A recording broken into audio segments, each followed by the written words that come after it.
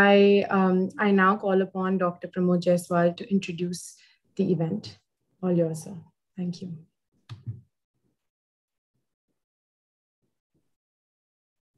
Lieutenant General Sudhir Sharma, Chairman of MidCat Advisory, Mr. Ram Prasad Subedi, Deputy Chief of Mission, Nepal Embassy, New Delhi, Mr. Shekhar Golcha, President of Federation of Nepalese Chamber of Commerce and Industry, Mr. Karan Chaudhary, Executive Director, CG Holdings, Mr. Amlan Mukherjee, Managing Director and CEO, Unilever Nepal Limited, Ambassador Ranjit Rai, former Indian Ambassador to Nepal, Ambassador Dr. Shambhuram Singh Khada, former Nepalese Ambassador to UN and Geneva and Professor at Tribhuvan University, Ms. Vidya Kumar, Chief Financial Officer, Standard Chartered Bank, Nepal, Harkirant Singh Bedi, Business Head, Nepal and Myanmar, Dabur, distinguished participants, friends from media, ladies and gentlemen.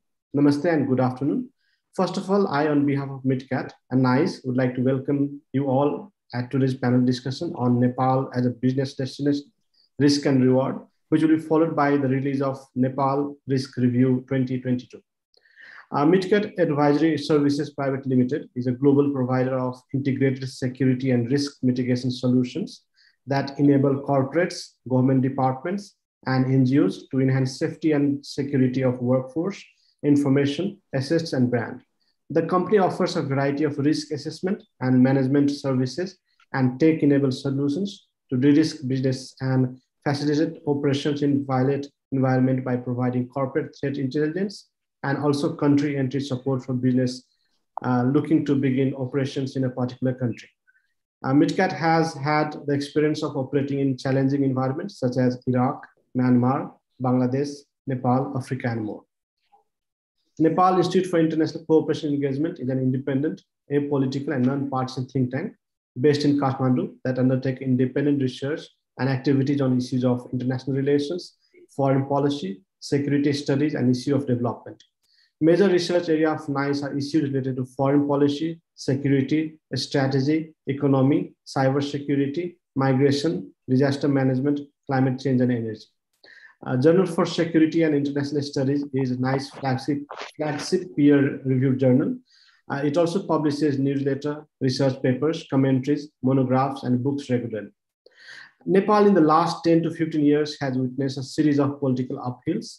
Nepal's contemporary political history has been shaped by recurring episodes of mass mobilization and anti-regime contentions. The transition from autocratic monarchy to a pro-democratic people's movement has declared Nepal as a federal democratic republic, institutionalized by the Constitution of Nepal, promulgated through Constituent Assembly in 2015. This transition has thus exposed Nepal to various economic and political reforms. Being a rising South Asian economy, Nepal is booming as a destination of global investment. From the tourism sector to a hydropower industry, the nation is playing a crucial role and is gradually developing into a prominent player in the region. Nepal was ranked 94 out of 190 economies on the Doing Business 2020 ranking, marking a significant shift for the country into top 100 economies on the ease of doing business. There has been significant improvement in infrastructure. In the next 5 years, Nepal will be graduating from the LDC status, and there has been a decreasing trend in general strikes or Nepal Bandh and violent protests that used to be quite rampant earlier. However, the business environment is also affected by political uncertainties, natural hazards, lack of adequate infrastructure, and other such risks. And that is what the study highlights on. The objective of the Nepal Risk Review 2020, a jointly prepared annual report by MidCat Advisory and NICE Nepal, is to introduce Nepal as a favorite destination for investment as Nepal's growing young population and rising middle class makes it an interesting destination to explore new markets and opportunities for new and better business and services and explore the risk associated with them. The report will be useful for investors who look for new potential market and the government who need to address the problem faced by the investors. We hope to receive your feedback on the report so that we can make changes as per your suggestions at the next issue. I once again welcome you all for a kind presence. Thank you. Thank you so much, Dr. Jaiswal. We will now move to our keynote address.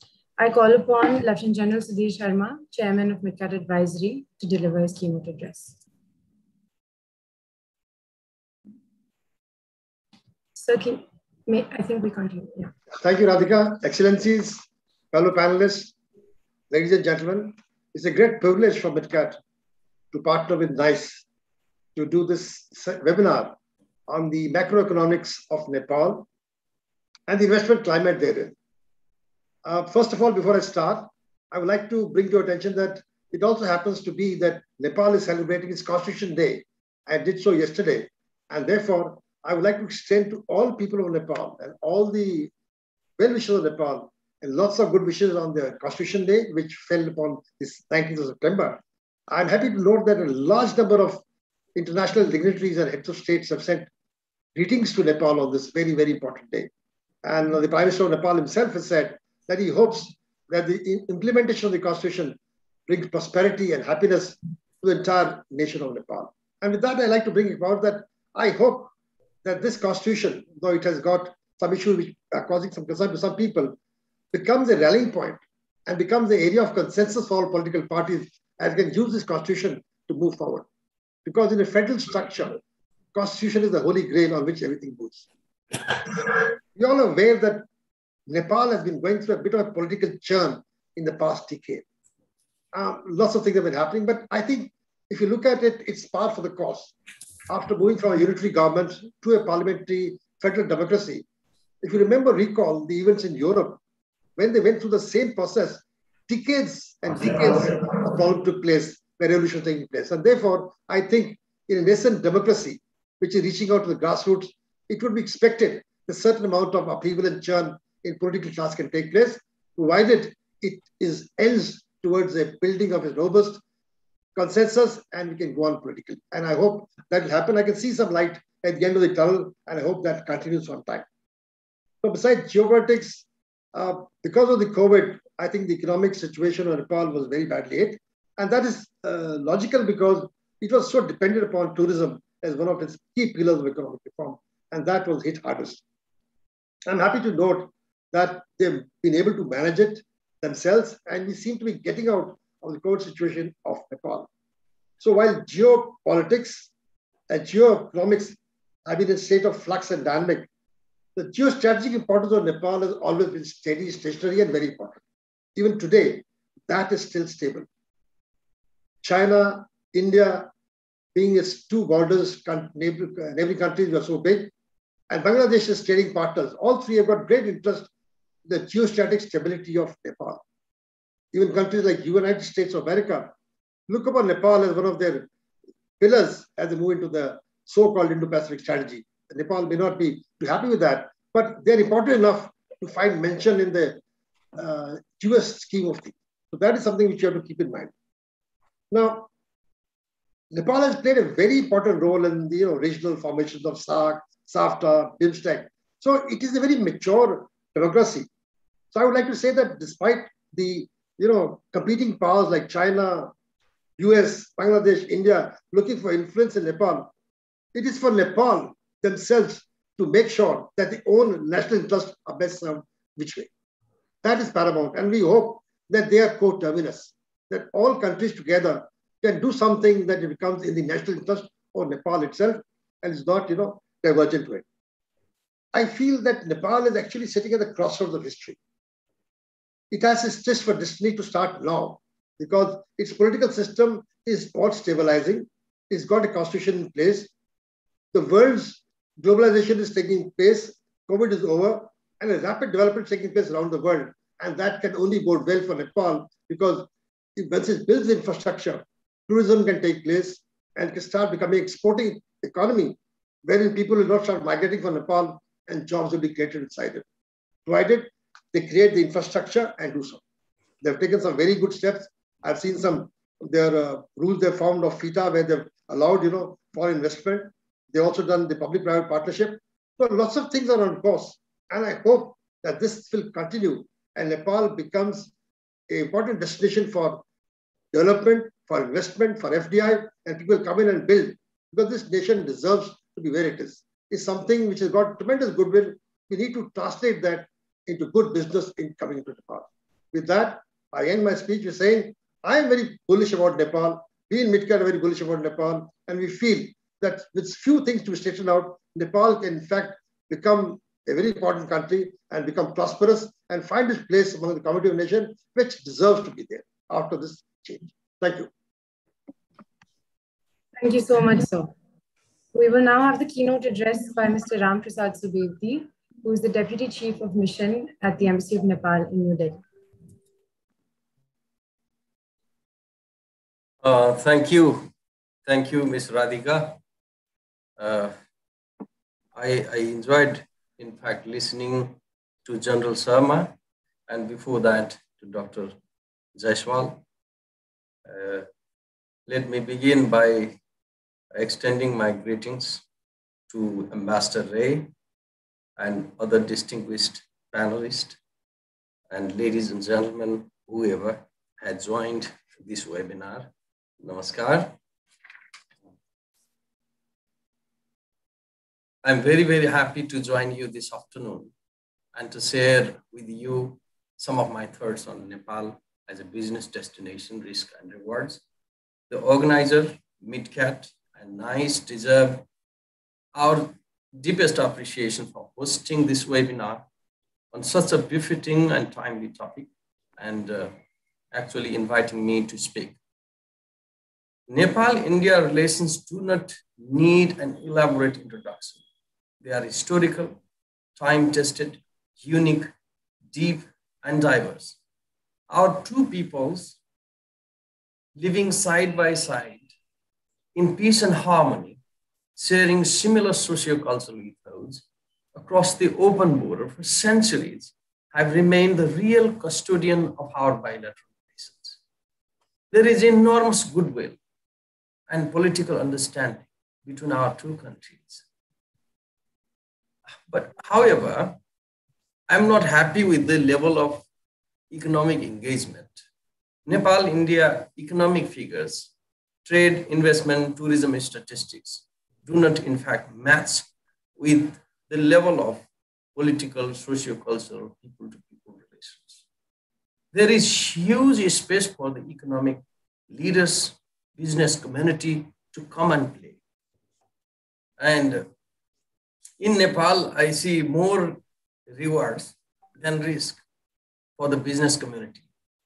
I have seen prominent business people having long tradition of the family trade and investment in Nepal.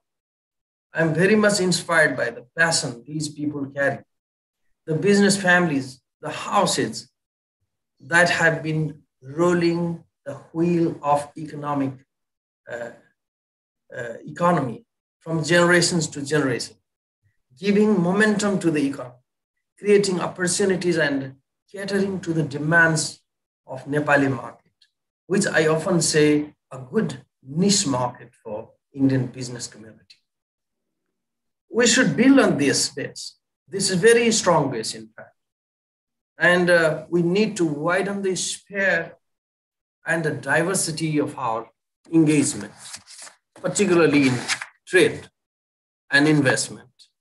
We all are aware of the fact that COVID-19 has hit the world economy, and we are no exception.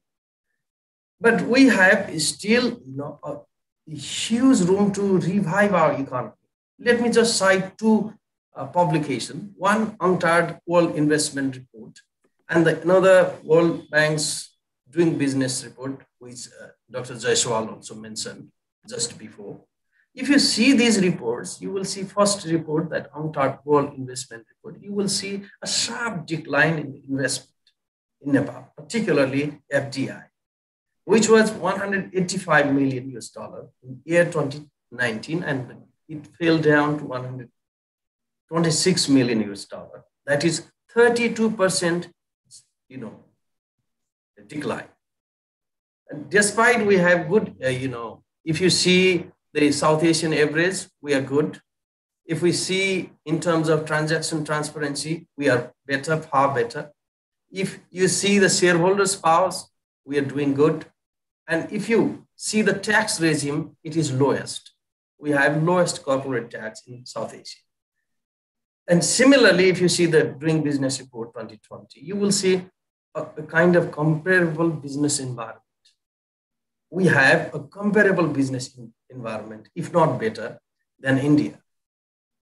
And we are, above average in terms of, South Asian, if you see the South Asian economy, particularly in terms of setting business, dealing with construction permits, or getting electricity, getting credits, or trading access across the border, paying taxes or enforcing contracts. These are just, some instances, some statistics. You know far better than this. You have been doing business, and many of you, particularly Golchaji, has been, pioneer business person. He knows the nuances and, difficulty in doing business in Nepal. But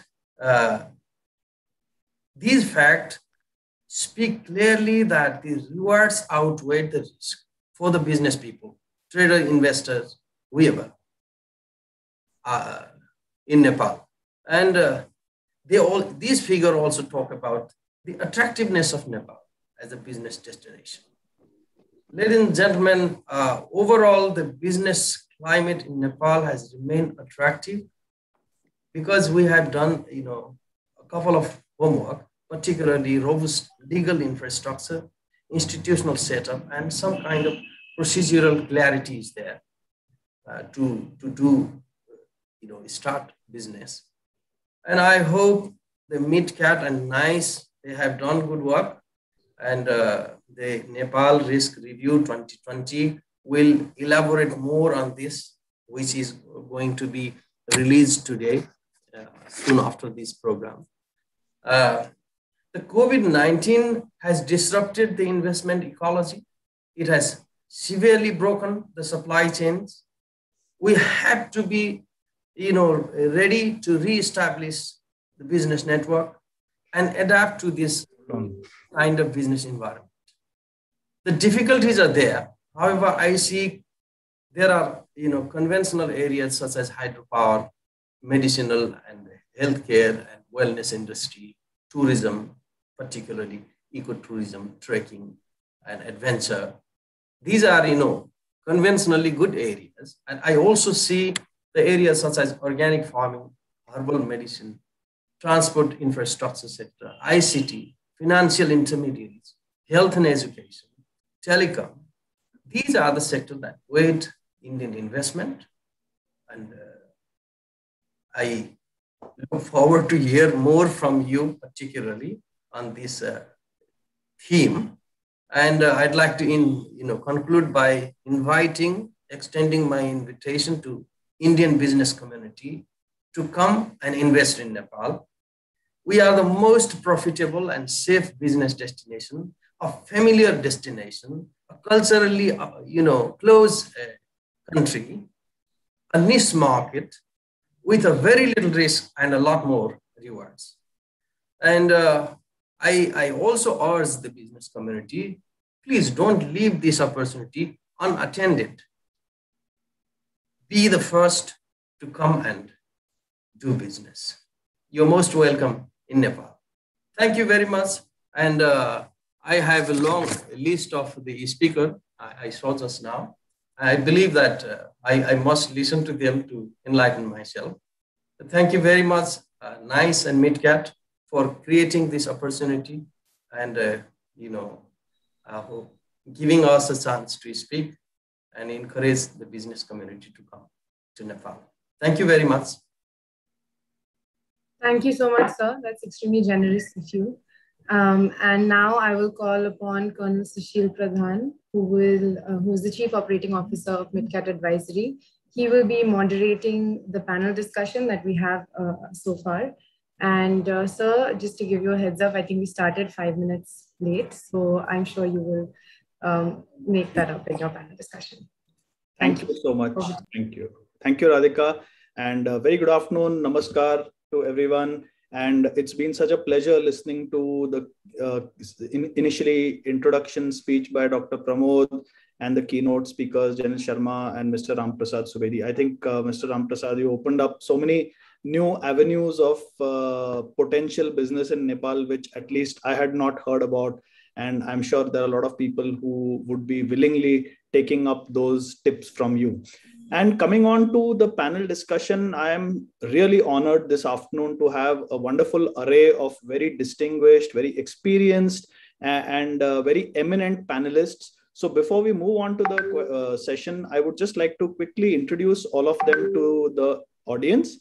I would like to start with Mr. Shekho Golcha, who really needs no introduction actually in Nepal. He's one of the youngest presidents of the FNCCI, or the Federation of Nepalese Chamber of Commerce and Industry, which is the umbrella organization of the Nepalese Chamber of Commerce and Industry. And he's also the chairman of the Golcha Group, a pioneering industrial group in Nepal, which has a legacy of over 100 years now, operating over 100 companies within Nepal. So welcome to you, sir. Great to have you on this discussion. Next, we have Mr. Amlan Mukherjee, who's the Managing Director and CEO of Unilever Nepal Limited. And he has been responsible for the entire Unilever operation of the country after successfully completing his role as General Manager for East India in Hindustan Unilever, after which he moved to Nepal. Very fortunate to have His Excellency Ambassador Ranjit Rai, former Indian Ambassador to Nepal. He's an Indian diplomat with over 30 years of experience in the Indian Foreign Service. He's served as India's ambassador to Hungary, Vietnam, and Nepal. And very recently, Penguin has just published his book called Kathmandu Dilemma, Resetting India-Nepal Ties, which I'm sure would be something of great interest to this audience.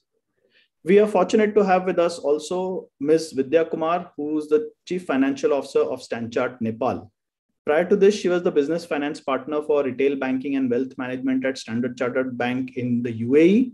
She started her professional career with ICICI Bank in India and has also worked with JP Morgan India and has a career of over 19 years. So she is now working in Nepal, and welcome to you, Ms. Vidya.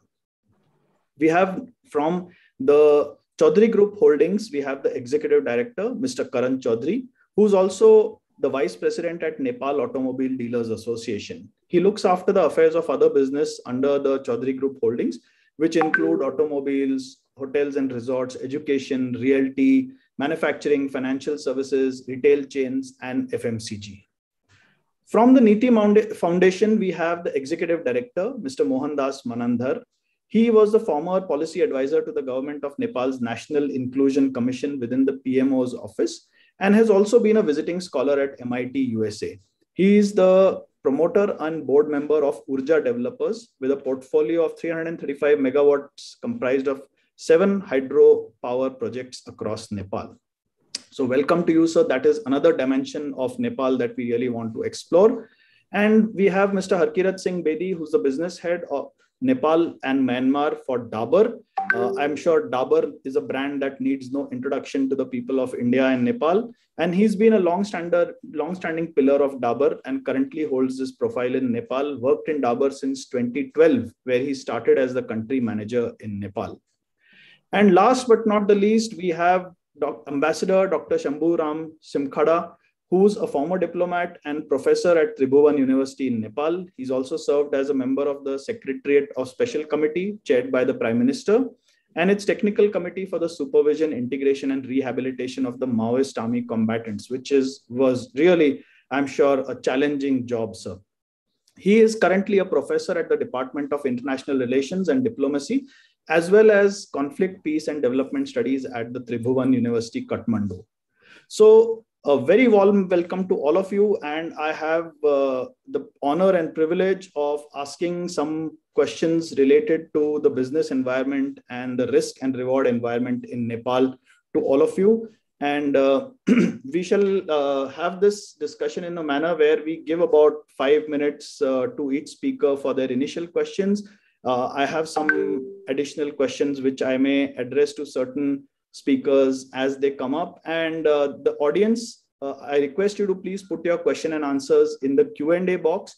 And if you want to ask a particular panelist a particular question, please make sure you mention that you want to address this question to that particular panelist, and then time permitting, we shall take on as many questions as possible.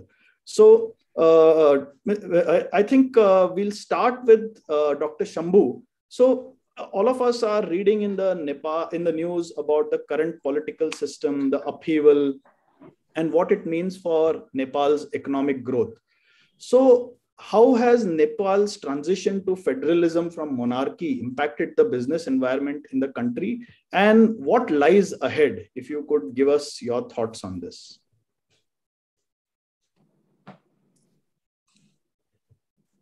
Thank you very much. Well, I'm absolutely delighted to be participating in this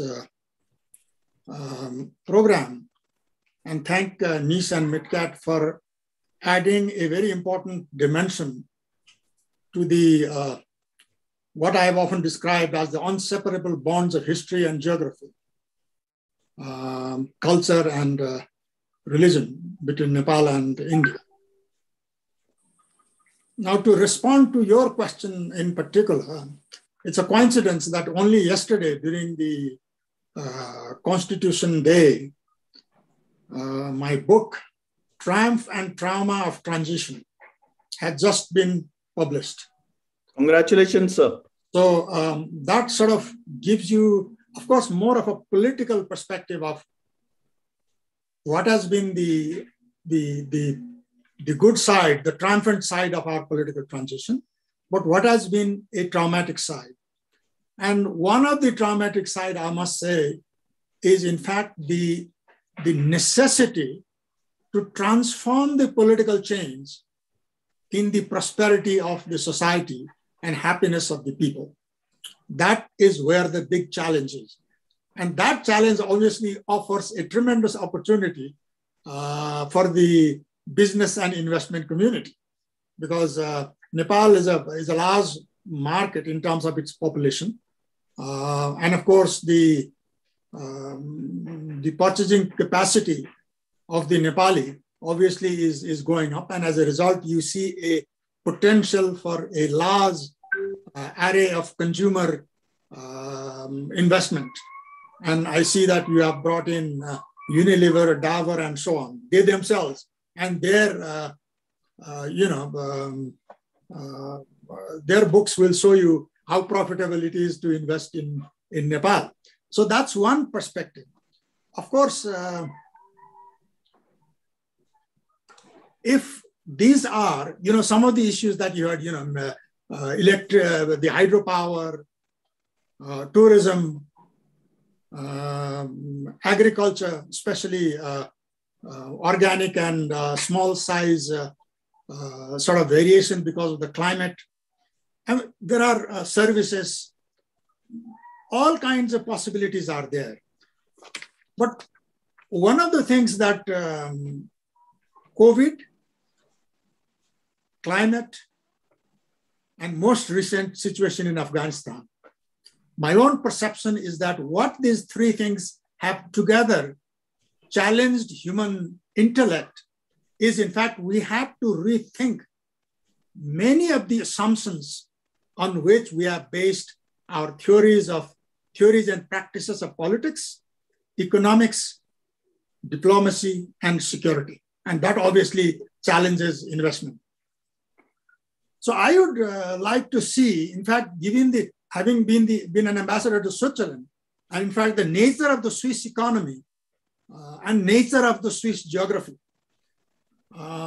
So my challenge to the investment community is to think innovatively and adaptively to create what I would call a clean and green economy and a healthy and happy society. And that opens a lot of sectors in the service area. For instance, in education, in the area of health. And when I talk about health, especially wellness and preventive sort of areas, because of Nepal's climatic advantages. Innovation and adaptation I talked about. And I see this tremendous opportunity because I see a greater integration of Nepalese and Indian economy, and of course, in a larger South Asian context with Bangladesh. For instance, I was reading a news item that, in fact, when India introduced the private railway system, it has tremendously transformed or has the potential to transform Nepali economy because it's primarily a high-cost economy because of transportation, because of our landlocked nature. And that particular news item itself said that even on the first day that the private train brought goods from Haldia to our dry port, that in fact the other competitor has slashed the fare down by almost 40%. So that is the advantage of a bigger integration of the two sides, because we have at the moment, in the strength as well as the challenge of managing the India-Nepal relations is, in fact, politically, we are two independent sovereign nations. And yet, in terms of society, in terms of economics, in terms of security, in terms of a whole range of other things, we are very closely interlinked with each other. And as a result, if we can only manage this side, then I see tremendous potential as some of the big Indian investments in Nepal have already demonstrated. Now, if you give me one more last point, sure. I see that Ambassador Ray is here. Some years ago, an Indian think tank did a program in Kathmandu, an Indian think tank from Calcutta called the Maulana Abdul Kalam Azad Institute of Asian Studies. And they wanted to do a program on Nepal-India cooperation in water resources. And they invited me to do a paper. Of course, I'm not a hydropower specialist. So what I did was I brought in from our investment board, the man in charge of hydropower in the investment board. I called the board, the chairman of the investment board, in fact, the head of vice president, I think. And I said, look, I'm doing this. Can you give me your expert on hydropower? Because I've had this vision of a very transformative nature that, in fact, always, in rainy, it just started raining now again. And, the pandemic created by floods and landslides in between Nepal and India. Rains here, and then in Bihar and West Bengal and Uttar Pradesh, they get flooded. So I told this gentleman, look, I will present the political and diplomatic side of that paper. Now you look at the technical engineering and hydropower perspective from a vision that I had, that why do we not create together, India and Nepal, create 3 mega artificial lakes in the place where the 3 major rivers, from where 60 to 70% of the low, the summer discharge of the Ganges comes from. We create these mega lakes which can cushion in the monsoon floods, and then link these along the India-Nepal border. India puts in, because of the size, 90% of the space and investment. Nepal puts in 10%, both land and investment. And so you create this, and of course, link them with canal, trains, electric trains on both sides. Then, of course, it will bring together a whole new economy of tourism, forestry, hydropower, and that will completely transform not only the economy on 2 sides, but it also ameliorate the continuous flooding and, of course, the problem of going and coming, etc. So with that, I would like to leave you, as you have this huge investors, as I'm seeing. So thank you, Dr. from a marginal everyday perspective to a more futuristic, long-term, transformative thinking, this is contained in a book that is published by Matthias, and my paper is in that book. And this engineer, when I talked about this with other engineers, some said, well, this is not possible. Some said, yes, this is possible. But he came up with an idea of how to do it. Thank you very much, Dr. Shambhu. I'm delighted you thought of me here. Thank you. And that's a really interesting idea. I'm sure if we have time permitting, we will talk more about that. And we have Mr. Mohan Das on the panel later who will be talking about hydropower development as well. But for the time being, what I'll do is I'll move on to Ambassador Ranjit Rai. And well, India is just one of the major powers looking at Nepal. The second one, obviously, is China. And we also have the US. So, I just wanted to understand from you, sir, and how do you balance out the economic cooperation and engagement with India and China? What are the geopolitical challenges to Nepal? And more so, as we are looking at to the investment environment. Over to you, sir. Thank you very much. And I also want to join others in thanking NICE and MidCat for organizing this seminar. And I was delighted to hear both Ambassador Ramprasad Subedi and Ambassador Simkhada. They're many, many old friends of mine, and greetings to everyone. So, the first point I want to make is Nepal underestimates its own achievements. Nepal has achieved in the last 7 or 8 decades what has taken hundreds of years in other countries. And I'm talking about the political changes, the political transformation, the inclusive democracy that is all enshrined in the new Nepalese constitution. And of course, greetings to all Nepalese on the Constitution Day. So a lot has been achieved domestically. Let me now turn to the external environment. Unfortunately, the external environment is not so conducive today. Ambassador Simkhada referred to COVID, climate change, Afghanistan. But, the way I look at it, there is a huge contestation going on for influence globally and especially in our part of the world between the United States and China. There is also for Nepal, since its 2 big neighbors are India and China, and the relationship between India and China is very fraught these days, as all of us know. This also impacts on Nepal. So the external situation is not so conducive. And if you look at, just a few years ago, these sort of Make in America programs, this pushback against globalization, tariffs going up in many countries. So while Nepal has domestic stability and security and is eager to attract investment, the international environment is not so positive.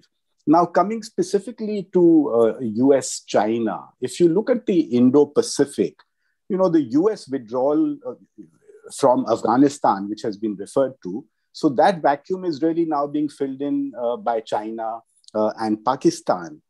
Secondly, the US has started a new military alliance in the Indo-Pacific, which is, the US, Australia, and the United Kingdom, whereby Australia is going to be given nuclear submarines. And the Chinese have reacted very negatively to this.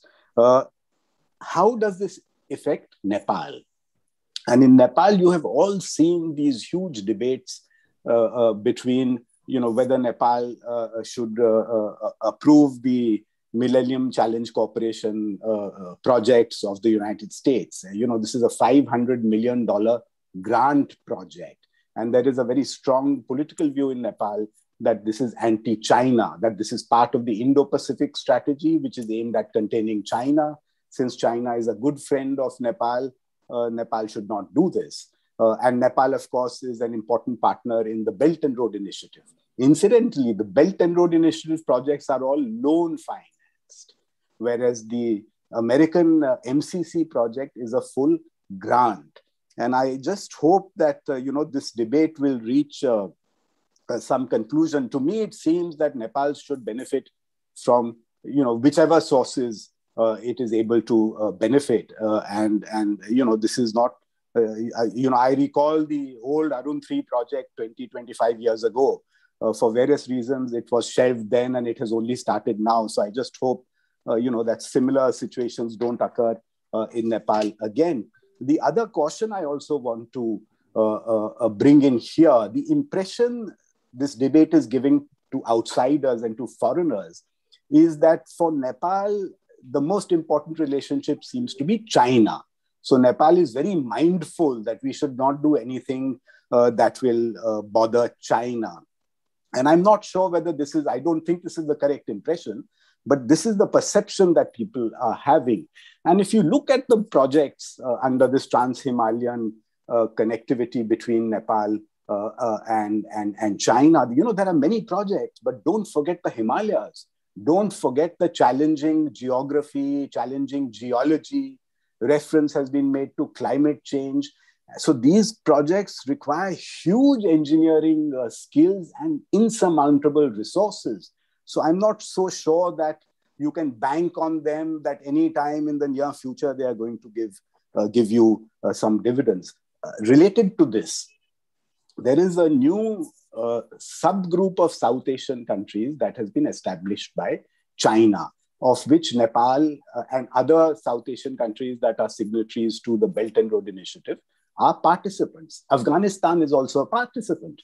Now, by very fact of participating in this initiative means that the next meeting of this project will have representatives of the Afghanistan regime, of the Taliban. So what is Nepal? How is Nepal going to react?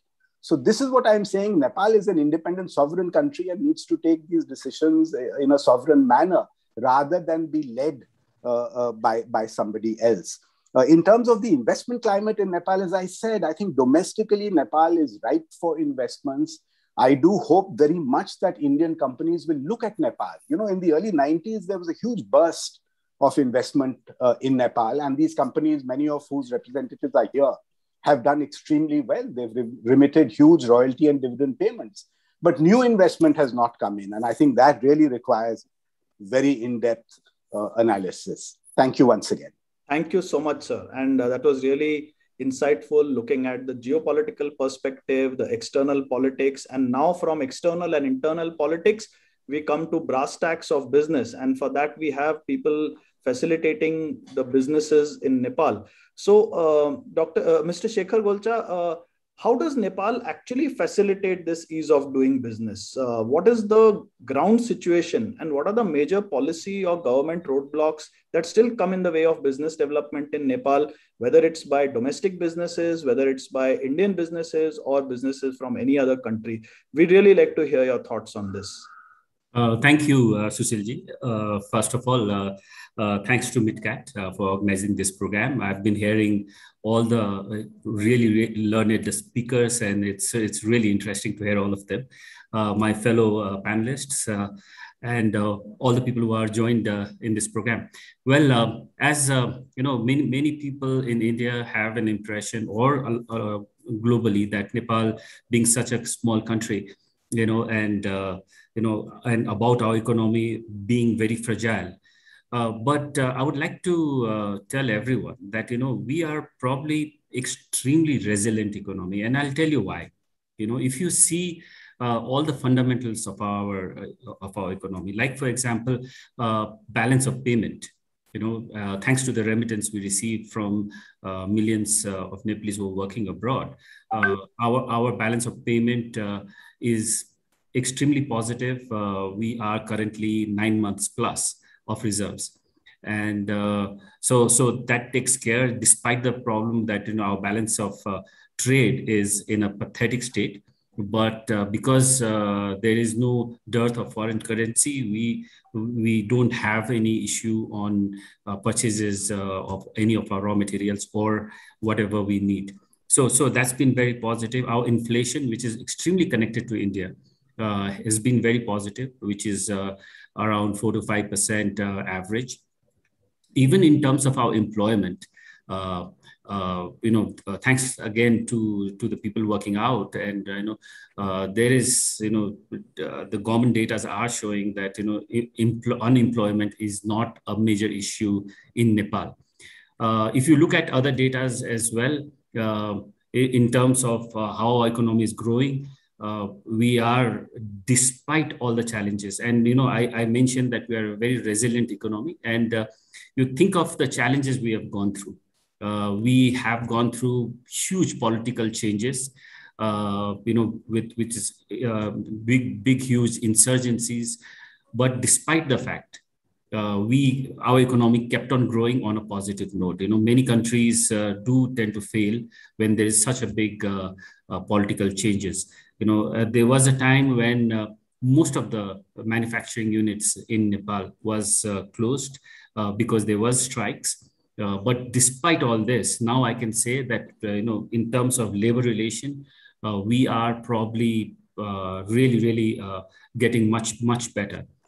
So, there is, other challenges also which we have faced in the past, like, for example, the earthquake, or blockades, or, now COVID. Right. Despite all the problems, what we have seen is we have bounced back. We have bounced back bigger and stronger. With COVID, many economies are still reeling under it. But despite the situation, the World Bank figure says that we are going to be probably between 2 to 3% growth rate. And except for tourism, which is directly hit by COVID, most of our other sectors are showing very positive growth.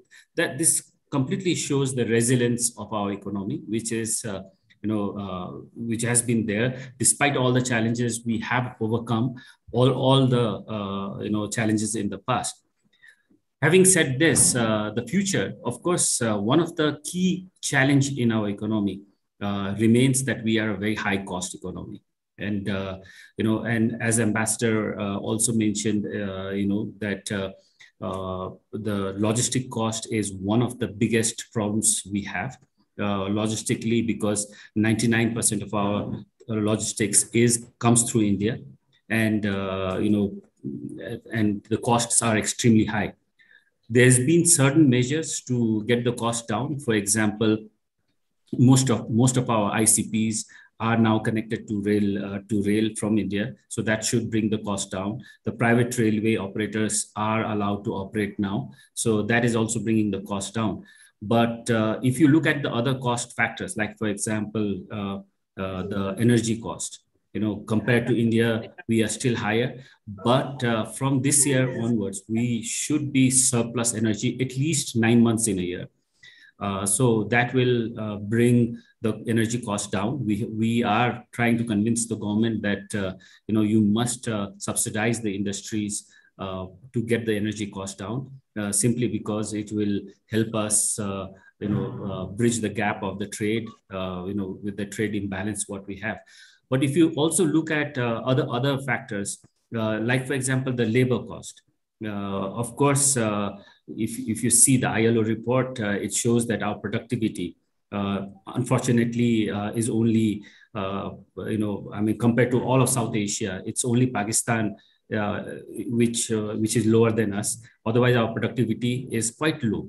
But having said this, it is the same Nepalese workers which are the most sought after labor anywhere in various Asian countries. We are the most sought after. So it is just that we need to fix few things here, for which we are trying.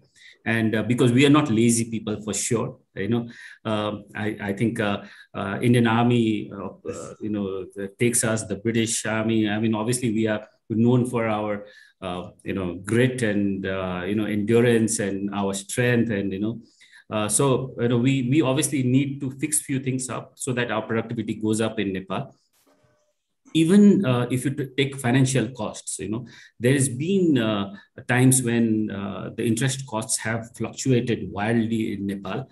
But in last 3-4 years, it is very competitive, even in international terms, where long-term borrowing is hovering around 7%. So that shows the strength of our economy. As I told you, but still, we are a high cost economy. But having said this, we are improving in every aspects of it.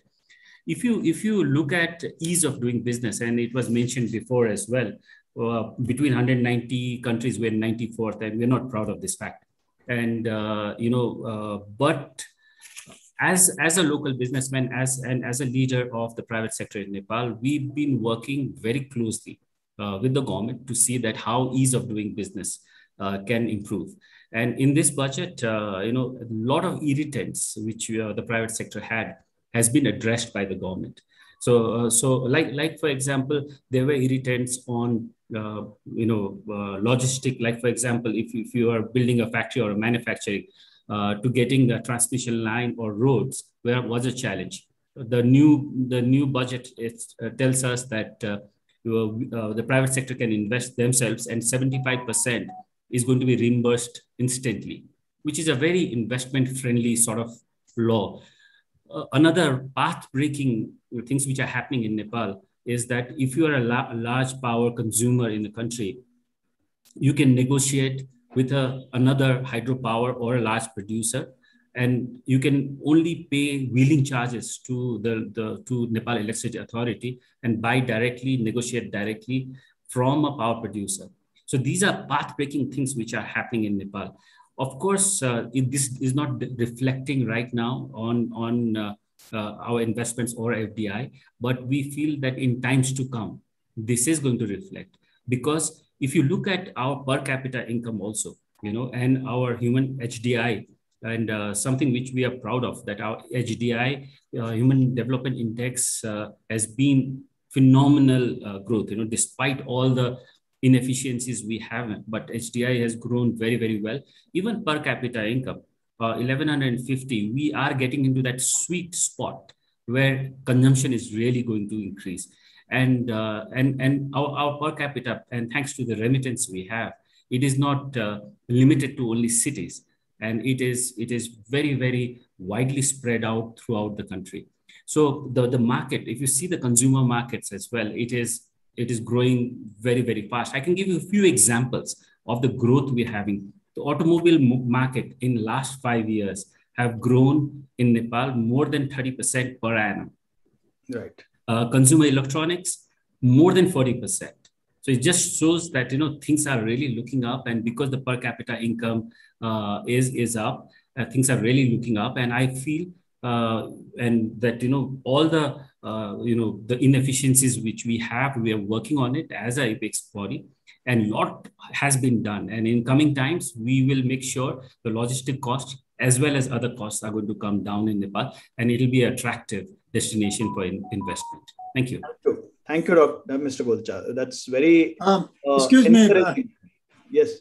Can I have to leave because 3:30 I have another program. So I just wanted to add 1 minute. One is right at the beginning, the general said Nepal is a crossroads of history. In fact, Nepal is a crossroads of history and geography. That has always been the case. So as a result, you don't have to worry, America has this interest, China has this interest. Because of our strategic location, all major powers are going to be interested in what happens in Nepal. The challenge for India and Nepal is because whatever happens elsewhere in the world, we need to coordinate our policies, we need to coordinate our economies, and that I think is very important. Second, now Ambassador Ray talked about the trans-Himalayan dimension. In fact, one of the first arguments of the trans-Himalayan connectivity is in my book called Nepal, India, China, Relations in the 21st Century. Now, this is what I'm talking about, transformative thinking. In the sense that it is only in the longer term that, in fact, Nepal as a high-cost economy with problems of connectivity will obviously look for alternatives if the natural connectivity with India does not work. So as a result, the important thing is when this Trans-Himalayan Railway idea came up, in fact, I think it was Ram Madhavji who came to Kathmandu to talk about this, and he said, Nepal should take a policy of look south. I said, Nepal already has a policy of look south. The only thing is, if we could have arranged to build in 10 places a little better railway connection in the plain areas of Nepal and India. In fact, this necessity to go across the Trans-Himalayas 4,000 kilometers away wouldn't be there. So as a result, the second thing is we need to, as I said right at the beginning, that we need to explore ways for greater integration of our economies so that they become more efficient and they also become more beneficial for both sides. Now, finally, the basic legislative, regulatory, and institutional arrangements to invite foreign investment and good business is already here. The Constitution has provided the basic framework for stability. There are always going to be problems of politics anywhere in the world. There are always going to be some ups and downs, just like we have the Ford leaving India, because the nature of the markets are very different. But the good thing about India and Nepal is, in fact, we have so many things similarities that if we can explore both these incremental areas of consumption that Gulsaji talked about, the the vehicles and so on one side, but also since I see that a lieutenant general is heading the MidCat, that in fact you also have to think about a very transformative future. And absolutely right, Ambassador Ray is right. AUKUS that has just happened, came as a big surprise to many. But way back in 2016, when Brexit was happening, in fact, before Brexit happened, I had argued that, look, Brexit has a larger implication than simple this sovereignty issue of British. And as a result, yes, AUKUS is in fact a reflection of where this region is heading. And that is where the importance of India-Nepal relations. Thank you so much. Thank you, sir. And it was great having you. And I know you have to rush for another engagement, but it was good to have you. And thanks, Mr. Shekhar, also for your very encouraging comments about business environment in Nepal. But now, again, I would like to go back to the practitioners of business. And one of the issues that has come up is related to earthquakes and climate and natural disasters. So, Mr. Karan Chaudhary, you head a conglomerate which does businesses in over 100 fields. And that's really complicated and a complex business environment. How does your business conglomerate and your various interests manage the climate and the natural disaster related risks in Nepal? We'd like to hear from you, sir. Thank you very much, Colonel Pradhan. Thank you, first of all, for MidCat and the whole NICE team for inviting me on this panel. Hearing all the ambassadors, General Sharma, Mr. Subedi, Ambassador Ray, everyone is such, I'm very privileged and honored to actually be a part of this panel. Rather than a panel, I would just love to hear everyone around. But adding to it, to the question which you just said, how earthquake and everything is taking Nepal's business sector, I say it is a roller coaster ride for me every day, starting from the time I joined business way back, a decade back. But now I see each and every day is more of a chaos management for me. I don't know, a lot of people from the military here can relate. It's more of handling the nitty-gritty issues, coming up and solving problems every day, which I come across. Earthquake was a part which costed Nepal about $7 billion in terms of the total impact on economy. But here, every day we face such issues, and it's not only in Nepal, it's throughout the globe. Such issues have been coming here and there. Earthquake was one big eye-opener for me as an entrepreneur in the company, that we should be prepared for the inevitable. But that made us so very easy and so very prepared for the COVID and many more crises which we face every day throughout the year. Now, I think in terms of COVID, I am much more prepared because during the earthquake, it was something which for our century, it was very new and more handling it was more on ground. Field management and man management were more important because that time it made us realize that business was secondary. First, it was human lives, which was more at stake.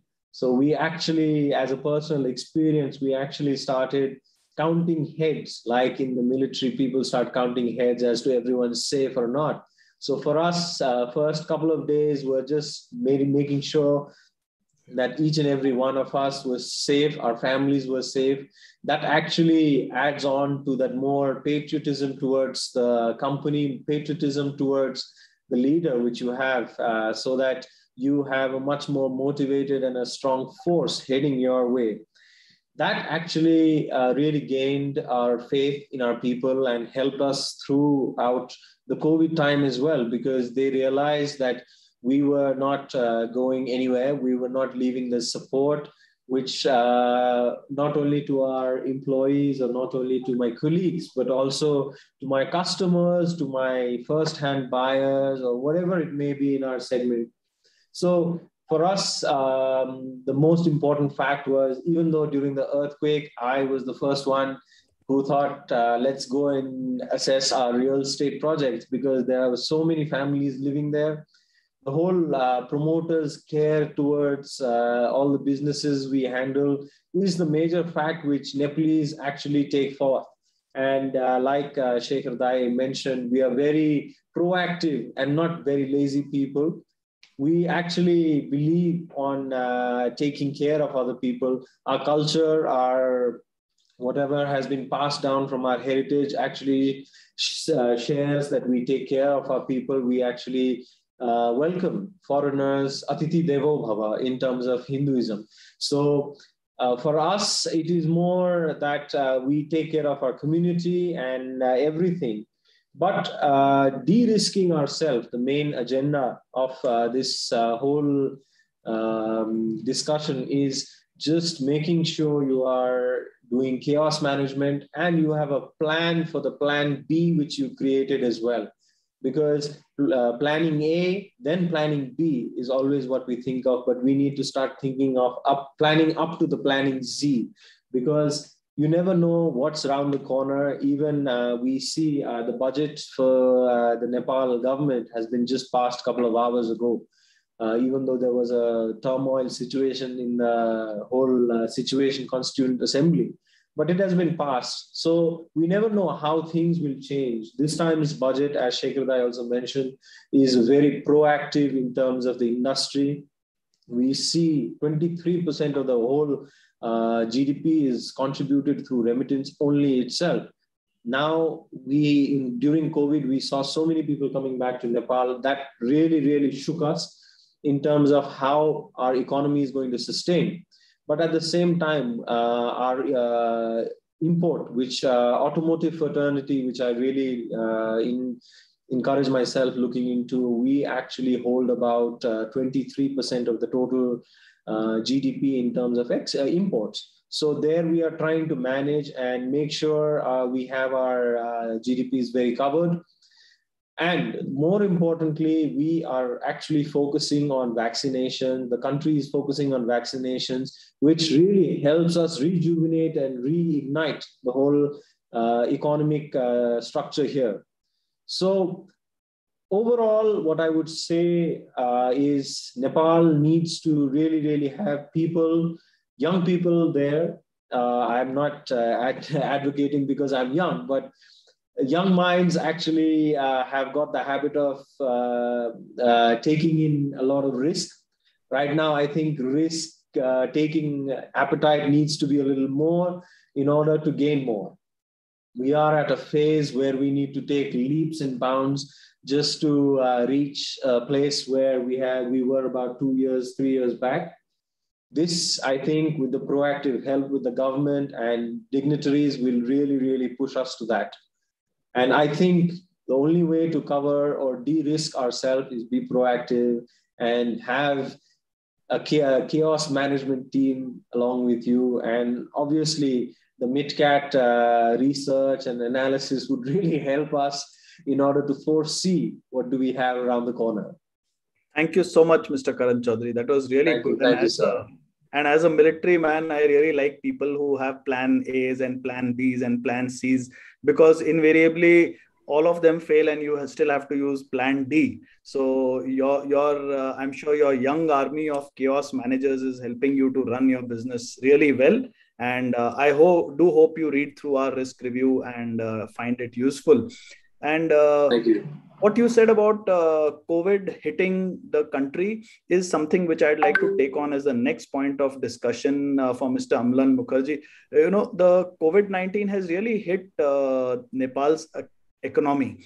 But we would like to understand from you which are the places which were more badly hit, which were the less affected parts, what parts of the economy have bounced back, and how do you see things moving from the COVID management perspective? Because it's all not yet over. It's not yet behind us. It's still ongoing.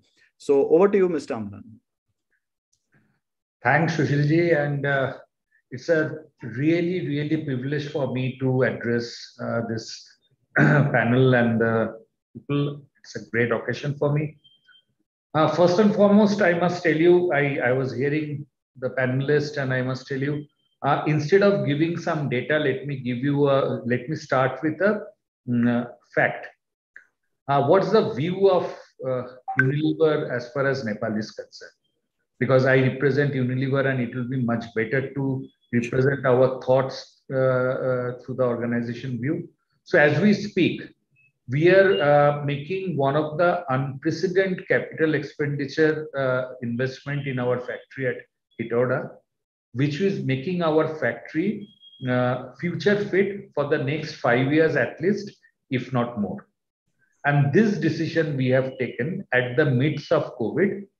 And those of you who know a bit in terms of Unilever, it's not only my decision or the leadership team's decision. It goes through a process all over a global process. And this decision has been taken to invest at Nepal ahead of curve. So what does it mean? It means that the confidence of the organization, and it's a global organization, we operate in almost 130 countries in the world. The confidence of the organization to this economy is extremely, extremely high. Now, why is that high, and what is special about this country? The special about this country are two things which has already been discussed. Is that one is that the migration population of Nepal, it is one of the top 10 in the world. And if you look at, and as Mr. Chaudhary was mentioning, almost 23% of the economy is dependent on the remittance which comes in. And also another very, very important thing which is there, which is the reach of digital media in Nepal. And why is that important? Because these are the things which creates the consumers / shoppers, and they ultimately go to the retail space and shape up the retail purchase and so on and so forth, right? Now, if this is the case, that we have a set of consumers / shoppers who are exposed to the global preferences, and also they are exposed to different products because of the extremely high digital reach in this country, then under the situation, what happened in the last 1.5 years is that this economy, which was growing at a healthy rate, steady rate of 7 to 8%, and had a very high consumer confidence index, because consumption ultimately happens through not only from the money which the consumer holds, also the confidence which the consumer has in terms of spending the money rather saving it. So that spending, that confidence was very high in this country, which has been a bit affected during the last one. A bit will be a wrong word, which has been affected in the last one 1.5 years' time. Now, if this is the case, why is our optimism? Our optimism is because ultimately the economy has to bounce back, because that many population and that many people, we are already seeing that there is against a huge flow which is happening of people leaving the country and going back to their workplace. And also what we are, let me give you an example and to bring it alive. Even at the peak of COVID last year, when the Dasai happened, last year Dasai, we have seen a huge consumer confidence, a huge purchase, and not only in the FMCG category, but in the non-FMCG category also. And at a huge spike happened, and that continued till the first quarter of this year, until the second wave kind of a hit it. And I must say, first wave was very sudden, not only for Nepal, but lots of other countries. But second wave has been handled at a much more structured way in Nepal. I'm exposed in, with different other countries of the world, being part of the leadership team. And I must say that it has been well handled in Nepal. And hence the result is that the recovery is much faster. When the recovery is much faster, then what will happen is that there are two types of consumption. Ultimately, the consumption and the retail business is dependent on two types of product. One product is essential and one is discretionary. As far as the essentials are concerned, they are already back. So whether you take about the foods retail, whether you take about the items which you need for your day-to-day life, so that part of retail and that part of business is already back and coming back very, very fast. What is happening also in that particular space is that the premium end of the market is taking a time to kind of a comeback. The premium end of the retail and the offtake is taking a bit of a time to come back, but the essentials are coming much faster. But if you look at the rest of it, which is discretionary, while Mr. Chaudhary spoke about the cars and all, but my personal view is that definitely it is coming back. Definitely it will come back, because Deloitte made a very, very interesting term. They used a very interesting term, which is called conscious consumption. So now people are in the phase of conscious consumption, and they will slowly, gradually come back to the normalcy. It depends a lot on the third wave. If the third wave doesn't happen, I expect this economy to get back to the regular GDP growth, to get back to the regular growth of 7 to 8%, which Nepal has shown post the earthquake. And hence the consumption will be higher than the growth of economy. And hence the retail market will come back faster. To end the whole thing, I must say that we are extremely, extremely buoyant. We have shown that buoyancy through our actions as an organization. And I think that Nepal is poised to get back to the feet much faster than most of the other countries, lots of other countries in the world. And that's how we look at this, even the retail landscape of the country. Over to you. Thank you so much. Thank you so much, sir, and really like and appreciate your optimism for the return of the normal economy in Nepal. My apologies to all the other participants and the audience that we are running slightly behind schedule, but the speakers have been so fascinating and their insights have been so experiential that I just didn't want to interrupt or stop any one of them. So over to the next speaker, Mr. Mohandas, and we have heard about Nepal's immense potential for hydropower. So you have been in this field, you have studied this field. What do you think is Nepal's plan to actualize it? And what do you think are the major risks to this line of business or line of development? Mr. Mohandas. Thank you very much, Sushilji. Thank you. Thank you for both MidCat and Nest team to organize this event. And I'm glad that I have been invited to speak some of the issues on hydropower. I will be speaking specifically in terms of investment in hydropower projects, mainly in terms of hydropower development programs, not necessarily transmission line and distribution lines. I think one interesting aspect to this Nepal is that hydropower is #1 priority, both for political parties and citizens as Nepali together. We think that hydropower will help us grow with the investment in hydropower, will sort of bring more economic sort of growth in Nepal. So this positiveness is quite important and quite useful too. Fortunately, politically speaking, hydropower is seen as a clean energy. So you can also say that for making sure that we move towards from fossil fuel to a clean energy, we need to invest more in hydropower. And that's the global agenda. And I think that would help us invest more in hydropower. In political, in the governance structure, we did have a electricity bill now, which is tabled a month ago. Now the Parliament and the National Assembly is online now. So therefore, this electricity bill will become act soon. Last act was in 1992. This act will then define the trading as a business service, including hydropower generation, transmission, and distribution. So that would change the whole sort of energy market, especially hydropower market in Nepal. That also provides a larger opportunity for providing more investment because the trading, the market once opens, that would help sort of exchanges inside Nepal as well as outside.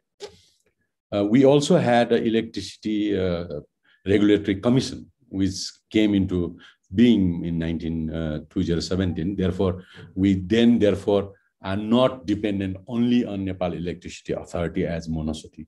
Now we have a sort of a regulatory commission which looks after markets and sort of consumers' rights, trying to promote the reliability of the issues of energy and especially hydropower. So that provides us a major sort of a legislative framework that helps to even invite more investments. Lastly, this budget also had sort of introduced a taxed holiday for 15 years and plus 5 years more.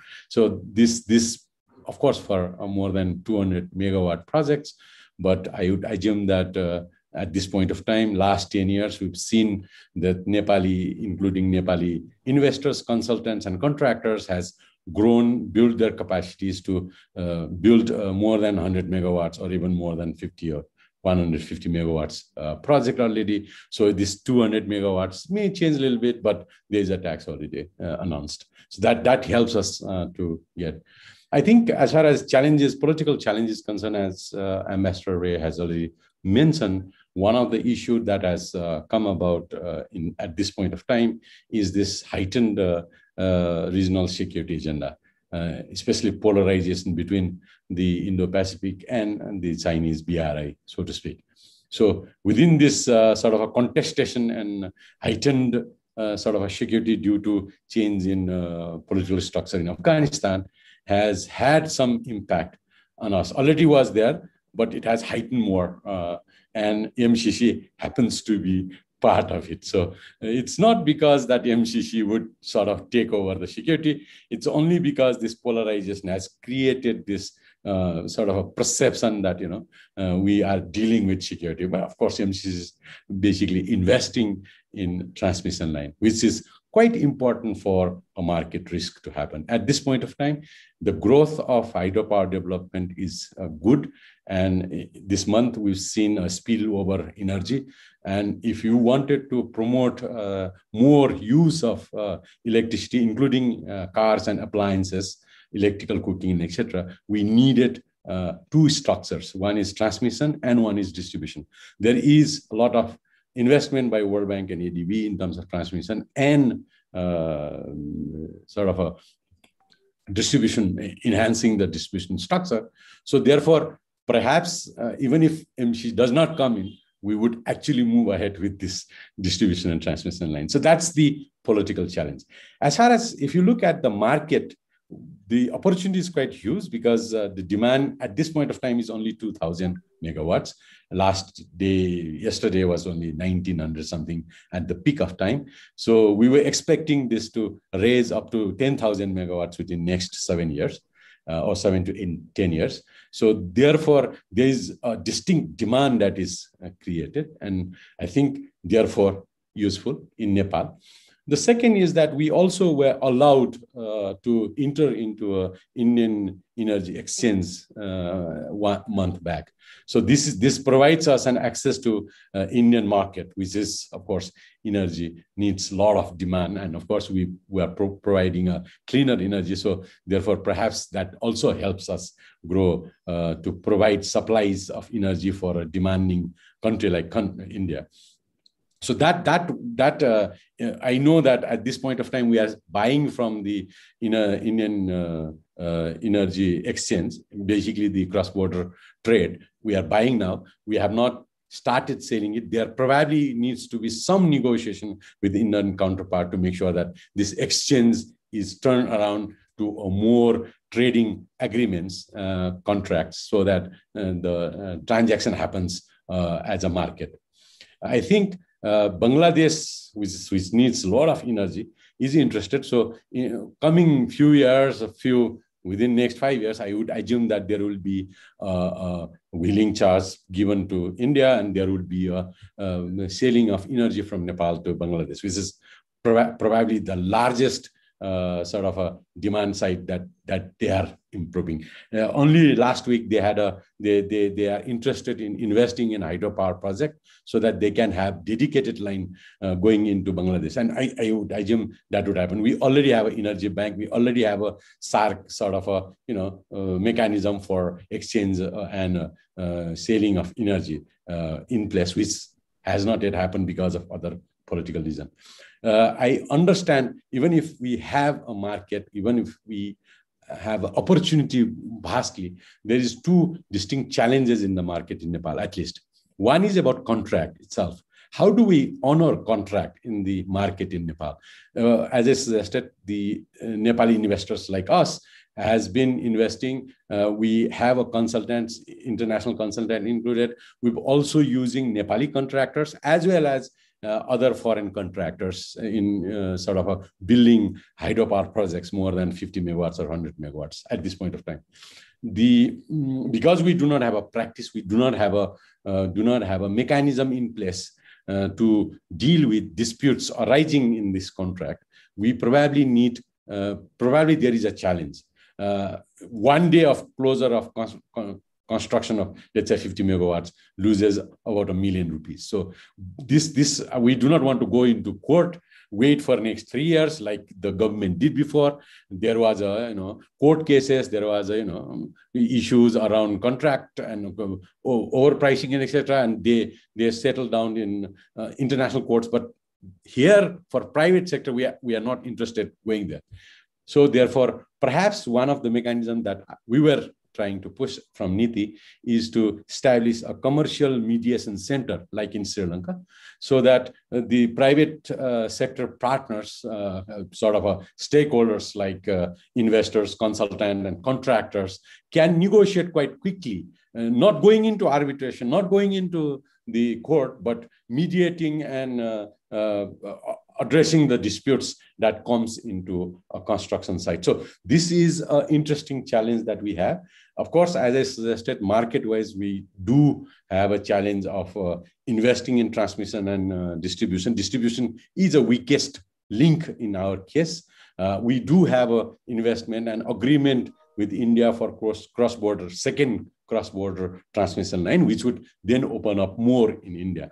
I understand this Nepal and India issue of market is important because Nepali market does pay more than the Indian market for energy. So therefore, we are more interested also to make sure that Nepali citizens do use electricity for home appliances and other uses like electrical vehicles and industries.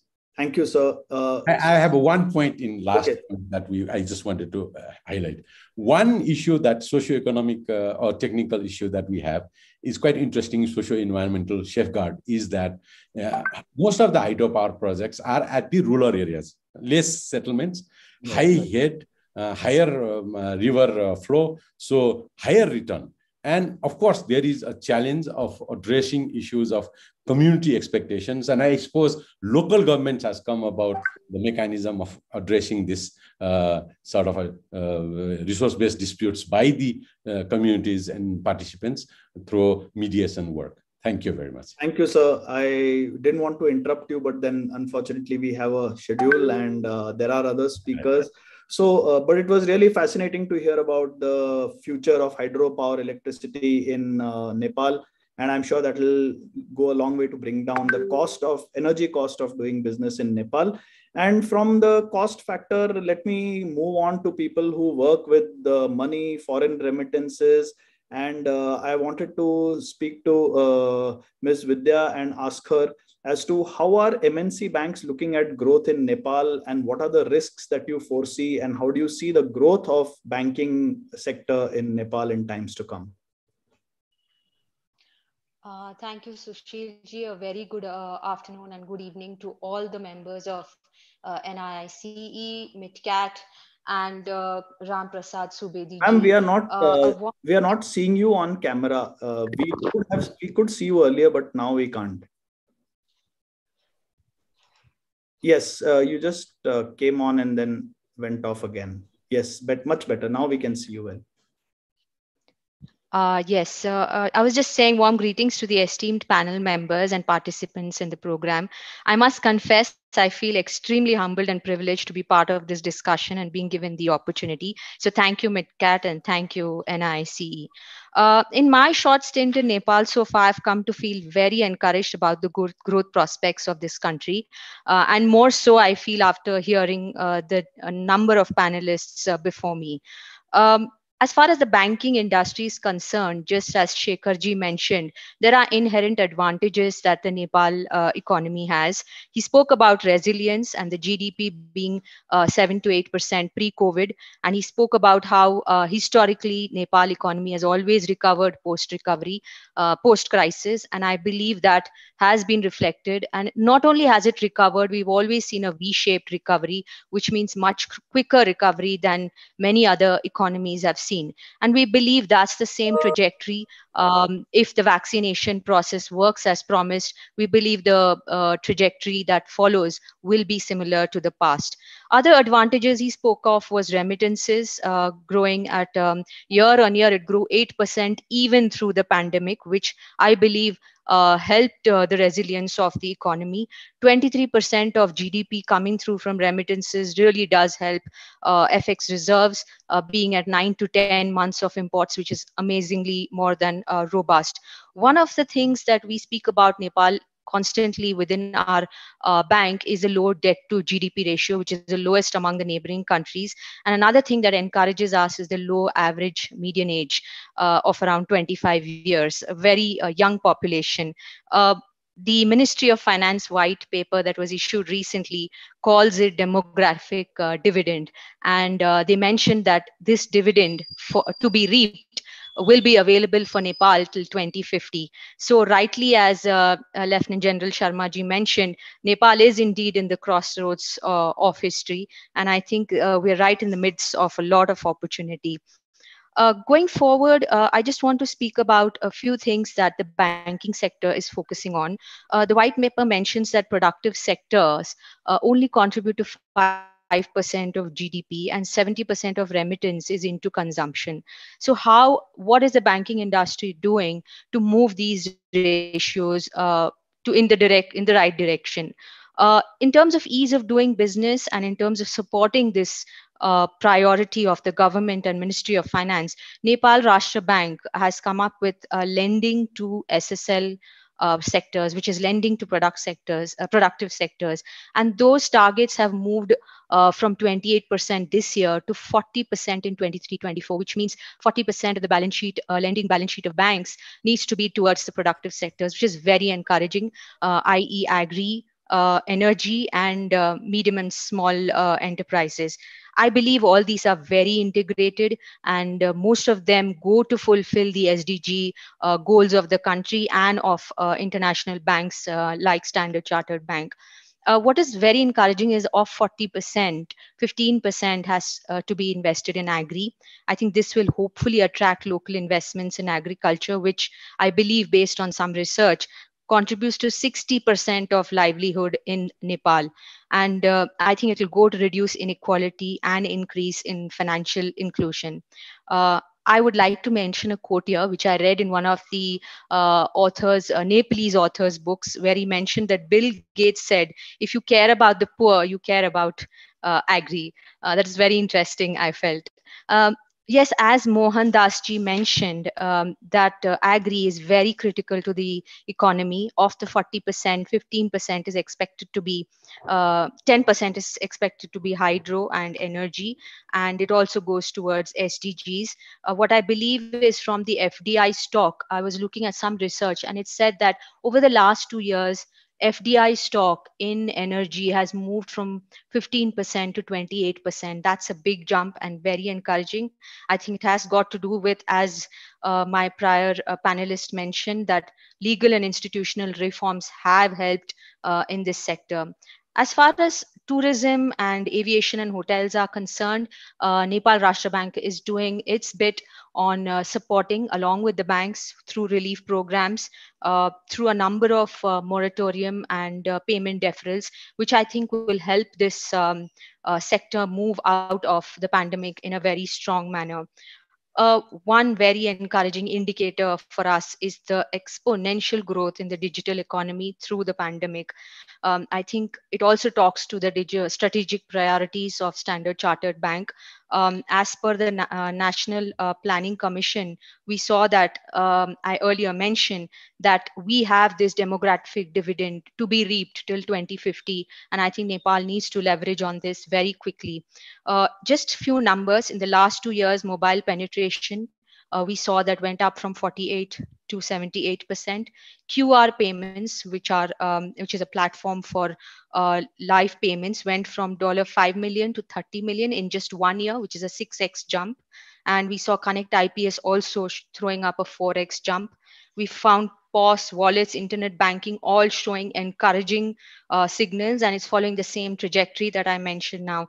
I think this will lead the way to number of collaborations and digital partnerships within borders and even across borders. And as an MNC bank, we are committed to use our strength, which is network, to bring FDIs by providing these services to global corporates in the process of entering Nepal. So I think overall, it's a very encouraging story from the banking industry. Yes, as far as risks, risks are, we speak about risks often in the bank. And yes, Nepalese climate change, agricultural production, environmental issues always will be a risk in this country. But we are very encouraged with the measures the government takes, the Nepal Rashtra Bank takes, the Ministry of Finance takes in managing these risks to ensure the banks are constantly assessing and monitoring these risks. If I can speak about credit risk, Nepal industry has been very resilient through pandemic, 1.5% loss ratios. If I talk about capital and liquidity risk, Nepal Rashtra Bank has done its bit by restricting dividends, moving towards Basel III, and also through the relief programs I mentioned earlier. So overall, I think this is a very integrated approach. Yes, key is execution. And we heard all our prior panelists talk about how policies and measures are being worked out to ensure these measures do come up to fruition as planned. And I wouldn't like to add anything else since we are short of time. I just want to say a huge thank you. I did like Dr. Shambhu's green, clean innovation. I think my theme was also green, clean and innovation, because a passion for hydro was evident from his speech. And I really feel Ram Prasad Subedi ji said one sentence where he said, Nepal has more rewards than risk. I would say, yes, Nepal does have rewards. If risk is managed with policy measures, rewards can be quite exponential. Thank you, Sushil ji, and thank you, the entire panel, for hearing me out. Thank you, Vidya. And we are really encouraged to hear that Standard Chartered is looking so bullish on Nepal. And I'm sure all the industry representatives here would be also very happy to hear what you had to say. And thank you so much for sharing your thoughts with us. And I'm sure even Mr. Karan Chaudhary is very happy that young people like you, because he emphasized that the youth are going to take Nepal forward. So he would be very happy to see you on the panel and in the decision-making part of Nepal's economy. So thanks a lot again. And having said that, again, we move back to boots on the ground and we move back to operational issues where we have people battling the challenges from the logistical and supply chain perspective. So Mr. Harkirat, we wanted to hear your thoughts on how you are managing these day-to-day operational risks and how do you plan to move ahead from here? Yeah. Can you hear me? Very well, sir. Very well. Yeah. So good afternoon, and I'd like to take this opportunity to thank NICE and MidCat for giving me a chance to speak and be a panelist and share my views about Nepal and Dabur operations. See, the first thing is that our Nepal operations for Dabur, it's a very big and a crucial operation for us because nearly 60% of our Indian juice requirements are serviced out of Nepal. Apart from that, we also export to the US, to Canada, to Qatar, to Bangladesh. Um, and if you see, we also have a backward integration program out of Nepal, in the sense that we have a medicinal and aromatic plants business, uh, and we use Nepal as a sourcing hub for that, and that goes into a pure play Ayurveda business. So all in all, Dabur for the Dabur Group, Nepal is a very critical cog in its global supply chain.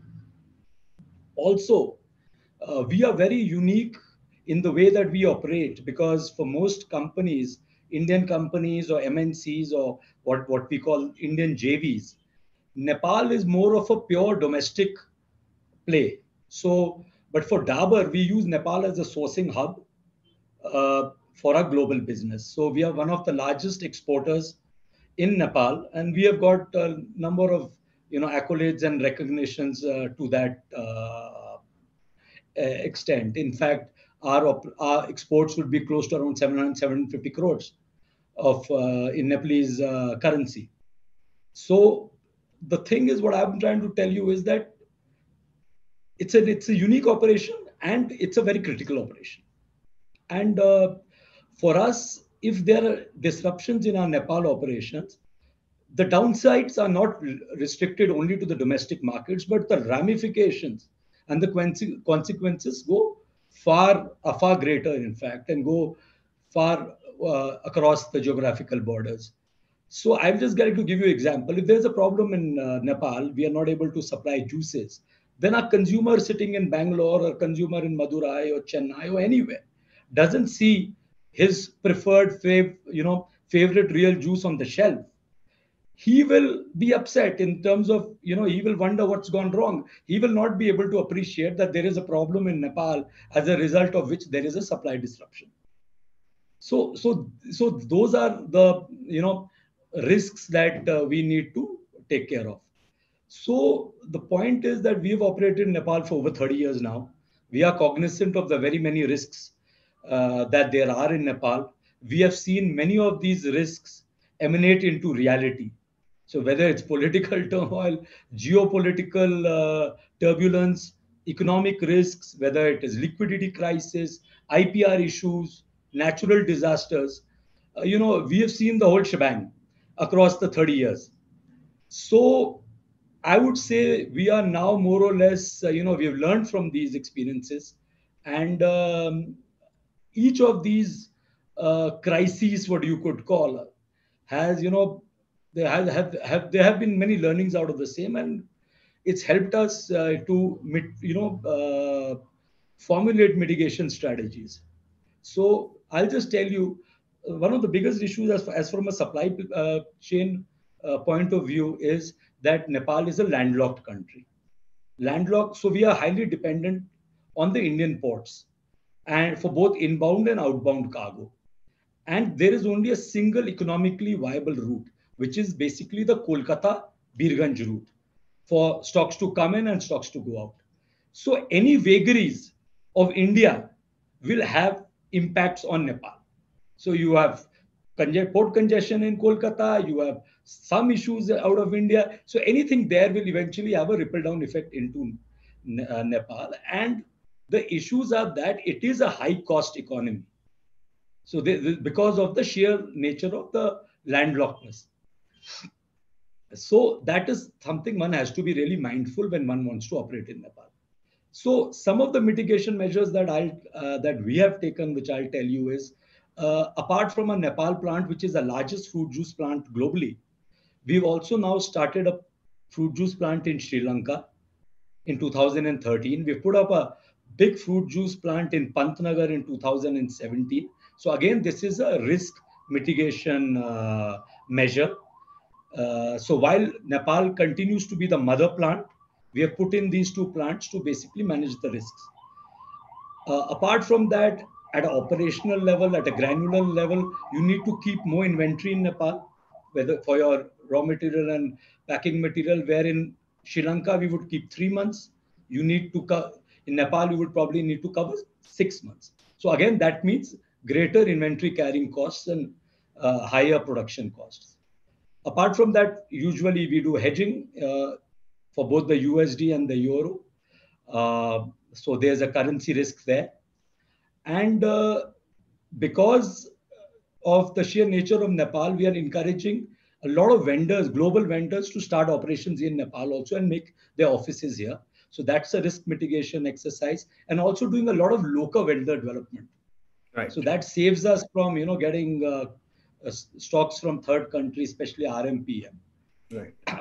Then there is advanced tracing and tracing systems for road transportation, getting into annual contracts with shipping lines, because you see exports out of Nepal becomes difficult because Nepal is largely a import economy. So containers come in one way and you can only export when those containers come in. Right. And so you really don't have a very clear kind of line of sight. So again, that becomes a problem. So again, another issue is IPR. So we've been very robust in that nature. We have been very proactive with our trademarks. So these are some of the mitigation exercises that we have taken. So all in all, I can just say one thing is we are very committed to Nepal. We will continue to invest in Nepal. Whilst at the same time, we'll work on robust mitigation techniques to negate whatever risks may arise. So all I want to say is that I, as an investor in Nepal, would urge people to come in to Nepal. It's the right time to invest. I think this is a young economy. GDP is growing. Per capita incomes are rising. There's good remittance coming into fuel consumption and growth. So I think come in early. There'll be lots of rewards. You delay, the rewards will definitely be not as good. Thank you. We are bullish, and our 30 years of experience in Nepal has given us enough conviction to strive and go forward. Thank you, Mr. Harkiran. Thank you very much. Yeah. Thank you very much. Thank you. And really good to hear of those actual practical experiences which helped you to thrive your business in Nepal. And on that positive note, I would have loved to take question and answers, but we have grossly overshot the time, so I don't want to hold people back. So Radhika, apologies to you for delaying your entire event by a few minutes, but the speakers were really amazing, and I just didn't want to interrupt anyone because we were hearing such interesting stuff. So thank you, everyone. Thanks all the panelists for being so patient and answering the questions so diligently. Dhanyavad, Feri Bhetavla. Thank you so much, sir. And I agree with you. I think it was worth the overshooting of time a little bit. We will now proceed with the the release of the Nepal Risk Review 2022 document that has been jointly put together by NICE and MidCat. For that, I invite Colonel S.M. Kumar, co-founder and managing director of MidCat Advisory. So thank you, Radhika. Good afternoon, Excellencies, ladies and gentlemen. Nepal's resilience is legendary, and as a soldier, I can vouch for it. So great to be today with you all. Today marks a great leap forward between in the collaboration between our two nations, which have a great shared history and heritage and a lot of interdependencies. So today also marks a very I would say a beginning of a collaborative relationship between the think tanks and industries of India and Nepal. So on those things, so it's not only a very special day between India and Nepal, but it's also a very special moment for the industries and think tanks of Nepal. Nepal Risk Review 2022 represents a modest step by think tank and industry in India and Nepal together to correctly represent the attractiveness of Nepal as an industry. I mean, you've already talked about Nepal remains a resilient, robust, digitally galloping or digitally transforming and improving economy. And a lot has been talked so passionately about the ambassadors and the business leaders and the industry association leaders. So I don't want to go more into it.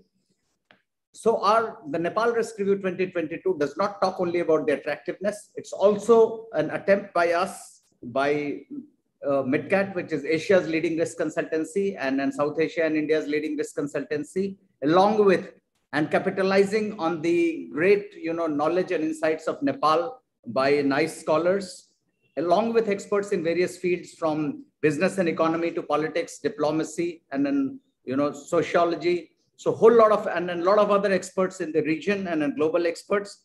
So we have tried to put together and give you a perspective of not only of the risks which were talked about, like liquidity, hedging, forex, risks of transportation, and another risks which were talked by Vidya and Mr. Bedi and many other business leaders, but also the full array of geopolitical, socio-economic, environmental, technological, regulatory, security, and safety risks impacting business in India. So we're running short of time. I'm acutely aware of that. So Radhika, over to you. Let's unveil the Nepal Risk Review 2022. Thank you, sir. First of many. Thank you very much. With your permission, sir. Absolutely. So thank you very much. Wonderful to see this lovely document. So this is the Nepal Risk Review 2022 document. As you see in front of you, this is the cover page. I'll just take you to the document looks like this. So it is, as of now, due to COVID, it is in PDF version. And we will also be sharing the link to this version, the flipbook version, on our social media, where you can all access it. Like Samsa already said, both NICE and MidCat have worked on this document together, and it has taken quite a bit of time, but we've tried to thoroughly go through all the important risk-related aspects and the business environment in Nepal. Just to go quickly over the contents so that you have a rough idea of what this document looks like. We have dealt with we've carried out a risk analysis that has used both quantitative and qualitative research. So this document is a product of such a methodology, which marks out the likelihood of risks as well as their impact on the conduct of business. So as you can see, that's the method that we've used to create a Nepal risk map, wherein you will see the different provinces of Nepal that have been assigned a risk level based on certain parameters, whether they're extremism, natural hazards, crime, health and disease, infrastructure, and civil disturbance. In line with this methodology, we've also charted out a risk matrix where we've plotted the different kind of risks that we've dealt with along the likelihood and impact axes and provided a matrix. There's also a province-wise risk rating in the same manner. Of course, there's an executive summary, but I'd just like to talk a little bit about the thematic risks that we've looked at, because I think the panel discussion today mentioned all of these risks, and everyone has touched upon, pretty much each of these topics. So that was extremely satisfying to hear that we've included that in our document. So the major thematic areas that we've looked at are geopolitical risks, socioeconomic, technological, economic, infrastructural, and environmental risks. Environmental risks also include with them the COVID-19, the pandemic, and the impact that it's had on Nepal. Just to quickly skim over, of course, geopolitical risks, we've spoken about it today. We've talked about India, China, other major stakeholders and important players in the country and the region, as well as the political instability. Socioeconomic risks, again, hugely impacted due to the pandemic. So whether it's livelihood risk, increasing civil unrest, even despite the pandemic, despite the fact that there were limitations on organizations or people coming together, there was pretty much a lot of social media activism and civil unrest as a result of that. Increased cost of living, as well as gender inequality and corruption and red tapeism, of course. Moving on to technological risks, I think we've heard a lot about this. In any case, with the pandemic, the digital space has become much more active in Nepal. And we've also heard in our panel discussion about the 5G as well as digital payments and the risks related to digital payments in Nepal, which again, we can see an increase in. Social media activism, like I spoke about, and the controversial IT bill have also been covered under the technological risks. Moving on to some economic risks, I think we've heard it from our speakers today, but we've covered sovereign debt and foreign aid, dependence on overseas remittance, of course, another important part that has been impacted because of COVID. We've also looked at the total financial impact of COVID-19, spoken about the other sectors impacted just apart from, like we discussed today as well, tourism, whether it's hospitality and so on. Nepal's new budget and balance of payment. In infrastructural risks, we've looked at critical infrastructure as well as road and travel safety. Extremely important again, because Nepal is known to have one of the highest death rates caused by road accidents in the world. We have the resilience of the healthcare sector as well as employee safety and security. Finally, environmental risks. We've spoken about the susceptibility of Nepal with respect to natural disasters, whether it's earthquakes, floods, and landslides, and how the pandemic has fared given all these limitations and restrictions, given the healthcare and the health sector in Nepal.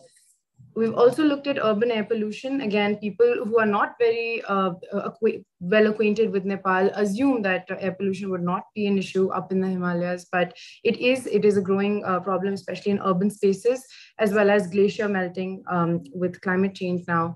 That's again another important risk to be mindful of. With that, I come to the contributors for this event, and like you've heard earlier today, Dr. Pramod Jaiswal, who's the Research Director of the Nepal Institute for International Cooperation and Engagement, or NICE. He has helped us with this document along with his team. He himself has several research interests, but he specializes on China and South Asia. He's done extensive work on these topics, as well as on Chinese foreign policy and China's South Asia policy. He's been joined by Sunena and Sumnima Karki. They are both research associates with NICE.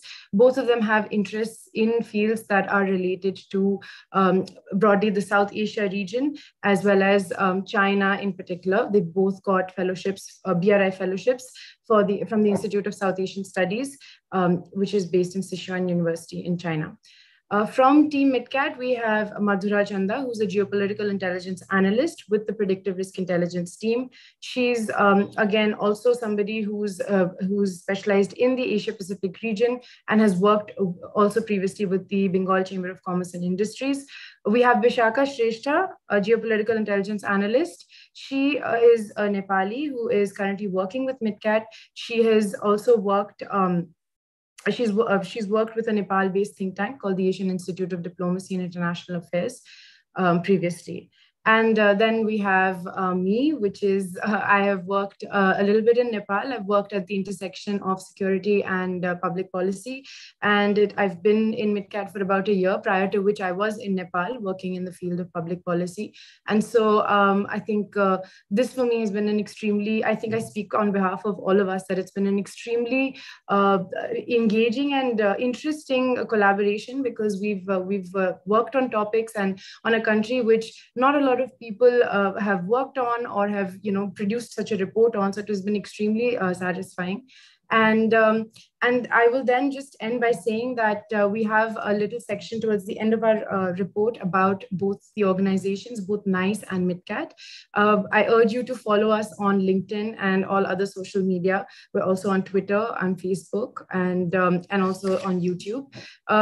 This report will be available on social media, and apart from this report, we will have other publications. So NICE, since it will have more research-based publications, and also a lot of webinars and events that are organized by NICE from time to time. And MidCat, in a similar manner, looking more at the corporate risk and corporate intelligence side of things, also publishes reports as well as smaller briefs and conducts events along the same lines. With that, I go back to Colonel S.M. Kumar to deliver his concluding remarks and a vote of thanks. So there isn't much left to say. Excellencies, ladies and gentlemen, I think we have had a fascinating session, and I think we have made up for the delay.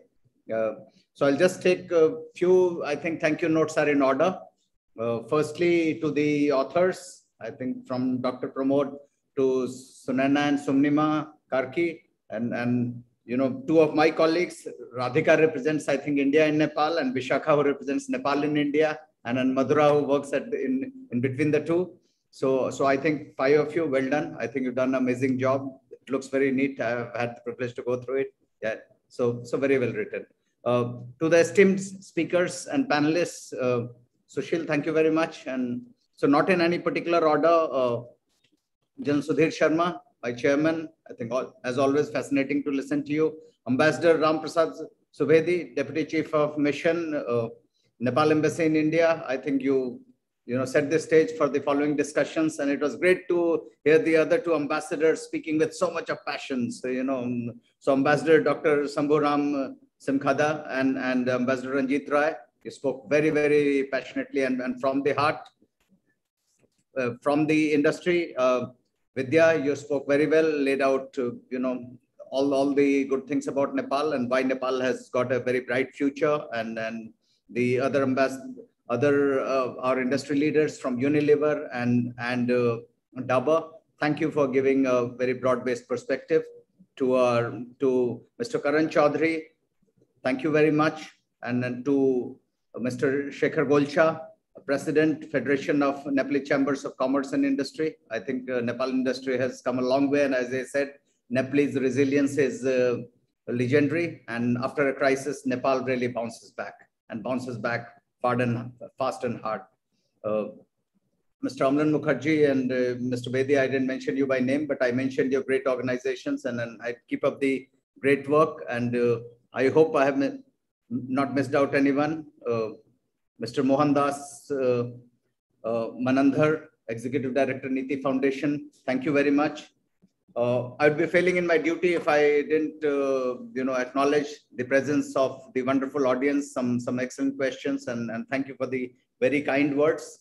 I would like to just end by saying that Nepal presents a great destination for Nepalese businesses, for Indian businesses, and from global businesses, as you have heard firsthand from the industry. The potential for upside is, higher than Everest and Kanchenjunga, I would say. So this is the time that business leaders in both the countries and around the world, I hope they're listening to us. And if they're not listening to us, we'll make our voices louder. So they are heard all around the world. So Nepal is probably one of the most geostrategically important nations in the country. Young population, raring to go, policies headed in the correct direction, remittances headed upwards, but big aware of all the risks, not only on the financial side, like the liquidity, hedging, credit, forex risk, but also the geopolitical, socio-economic, environmental, technology, regulatory, security, and safety risks. So all in all, a wonderful day. So I would like to close on that note. So thank you very much. First of many to come on Nepal Risk Review. I hope it will be an annual feature.